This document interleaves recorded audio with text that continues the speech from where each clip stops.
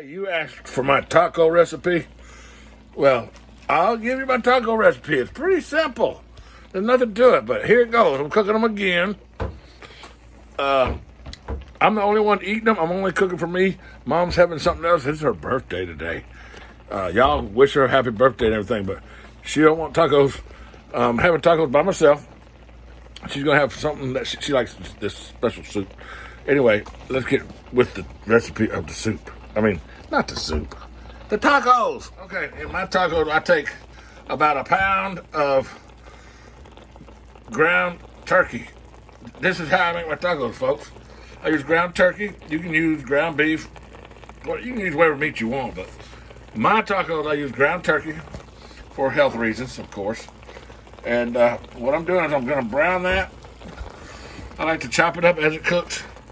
I like to chop it up with one of these and turn it, you know, like that, whatever, turn it. And I will drain all that water. What's coming out of there really isn't fat. It's just a bunch of water. And I'll drain it real good after I get all the pink out of it. Okay? And once I'm done with that, I got this cheese. Thick and chunky, mild salsa. You can use yours, whatever kind you like the best, but this is the one I like. I like this salsa. And for this amount of meat, 1 pound, I'll probably use about maybe 2/3 of this. And then I will pour in a half of jar of this. And mix all that in and let it simmer for about a half an hour on low. Actually, I'll turn the heat off.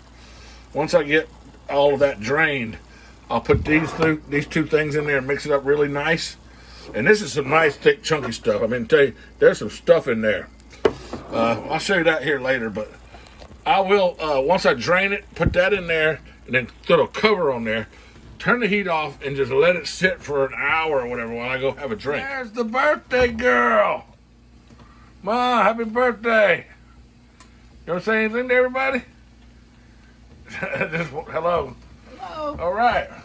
So folks, I'm to the point where I got this drained, and it's not going to really brown, but it's not pink anymore. Okay, to brown, I'd probably be burning it, so I'm going to go ahead and throw in half of this and stir it in with this. What's left of this is about a half, and see how it goes. If it needs more, I mean, you just kind of add to your taste how chunky, how thick, how, you know, how do you like it? Do you like it real thick or do you like it thinner? If you like it thinner, put more of this or more of this.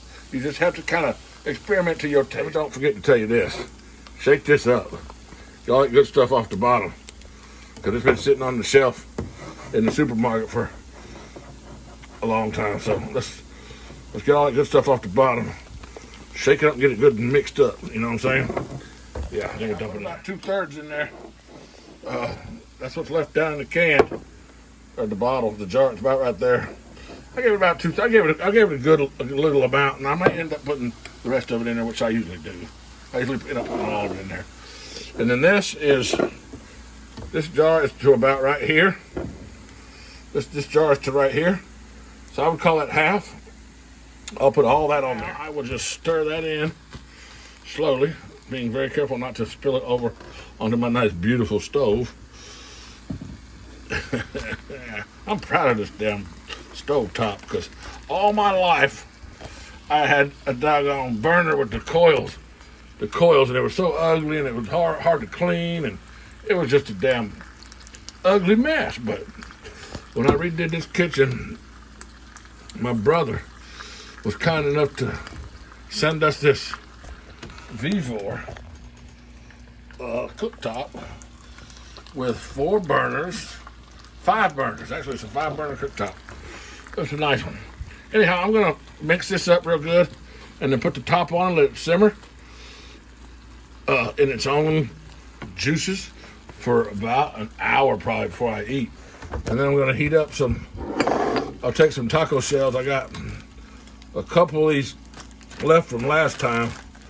I made tacos, and then I'll add some of these to it. And I also got some other shells I'll show you that. I like my meat to be chunky.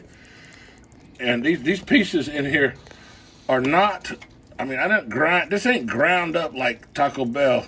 You know, you got some good sized pieces. Like, you know, that's about the size of a, let me see. That's almost the size of a piece of, like a dice. I mean, that's almost like a gumball or something. That's a good piece of, that's a good chunk of meat. I like it chunky like that. I don't like it pureed like Taco Bell does. Okay, that is mixed, and just gonna let it sit there and do its own thing for about an hour while all the flavors mix together. And this is what I got to go with it, folks. I got some shredded iceberg lettuce. I got some of these small street tacos. Now these things are exactly the same size as a regular taco. If you fold this over, this is the exact same size as just a regular taco. Now I take my shells and I hang them in my toaster oven on the top shelf, and then I'll put this on bake, and I'll put it on about 150, and I'll let that cook for maybe about 15 minutes or whatever, until what I can do is I can take one of these out and I smell them, and if they smell, you can tell what a brand new one, you can tell what a brand new one smells like if you smell it before you cook them. You want to cook them until that smell is gone. Okay, they don't. You can tell. And I also got this medium cheddar right here that I'm gonna put on there. So I'll fill up the taco with meat. Then I'll throw the cheese in there. Then I'll throw the lettuce in there. And then I got this over here in this. So I squirt a little bit of that on top, and I got some of that too. Yeehaw! That's how I make my tacos, folks. Y'all want to watch me eat one? Stay tuned. The squeeze bottle was made perfectly for that taco sauce to fit right in the top, so you can get every last drop of that goodness into that squeeze bottle. Squeeze bottle came from Walmart. The stuff you'll see in my videos comes from Walmart. I mean, there ain't too many other places to shop around here except for Publix, and you got to be you got to be wealthy to shop at Publix or some of the other places. Every once in a while, we'll go to Winn-Dixie and get some meat. You catch a good sale in the morning time, and I'm picking stuff up. I missed the trash can with a paper towel, so I picked it up with my toe. Anyway, yeah, I got my sauce in the squeeze bottle. I'll put the lid back on that after a while, like that. And I get me a little dish that has a divider in the middle. See, there's a divider. And I'll put my cheese on one side, put some lettuce on the other, and I'll get that, get set up for making my tacos. While my while my shells are warming up, I turn this back on to get it back to being warm again, because it's been an hour. I've sat and watched YouTube or whatever and lollygagged around for an hour or so. So it's not really that hot anymore. But the flavors have all blended. And I'm surprised I didn't have any broken shells. Okay, there were no broken shells in my box today. So really there's no need for this. I usually only use this when there's a broken shell. I wrap this around it to hold everything together, which I still may just do with one just for video purposes or whatever. But when these are almost done, I'll throw that in there like that for about maybe 30 seconds, maybe a minute, and just get it heated up. You don't want to heat it up too much, so it's, you want it to still be able to bend. You don't want it to be too much, but right now I still need to allow these to cook because, yeah, I just put them in. Okay, we're going to start with one of these square tacos because they were already toasted from last time I had tacos last week. And I'm going to go ahead and just take some cheese and sprinkle some cheese in there. Some shredded cheese. I already put my meat in there off camera, so you didn't get to see that, but I really don't care for the square shells. It was the only thing I could get that day, so I went ahead and bought them. But the square shells, there's so much distance between here. I mean, it's just, when you bite into this taco, it is for sure to break into pieces. Okay? The other ones, I can close it into my hand and hold it tight so it doesn't fall apart, but these square shells are almost guaranteed to break all into pieces, and you end up with a taco salad at the end, all in your plate. And so there's my taco. I like to have my taco just like that. Uh-oh. Sorry. Let's put that back up. So then I take my sauce. I put my thing there. Even though I did sauce it when I cooked it, and the sauce is always mixed in with the meat, as I eat my taco. Now, and this ain't only showing you how to cook my taco. I'm showing you how I eat my damn taco. Let's go. Let's eat a taco.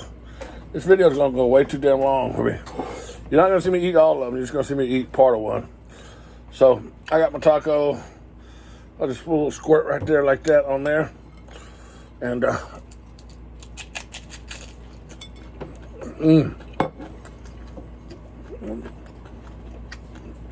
delicious. One thing about tacos, though, I'll let you know. See how that broke already? It's about ready to fall apart. If you cook these shells just right, when you crunch them, when you bite into it, it won't break the whole shell like that one just broke. If they're perfect and hot and cooked correctly, when you bite into it, that shell will just only break where your teeth bite it. It won't destroy the whole damn shell. So it's a learned. You got to learn how to do it just right. Obviously, I didn't do that one just right. It broke.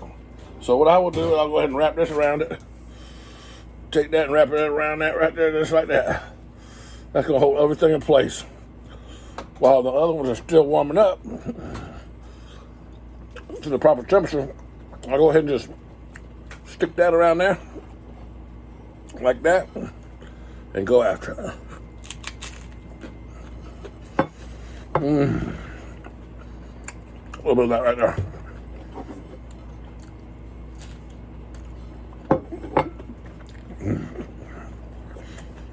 I love me some tacos. Thanks for watching, folks. Somebody commented, let's see the taco recipe. So this was my taco recipe. I hope you like it. If you try the same ingredients that I did, you might like it as much as me. The cheese and the same ingredients. Thanks for watching, man. I appreciate you. You've been a long-time viewer. This video was just for you, and you know who you are. I don't know who you are, because right now I can't remember who you are. But I know you're a long-time viewer, because I remembered, when I saw the comment that you wanted me, I remembered anyway. I did it for you. This video is for you. Thanks, bye.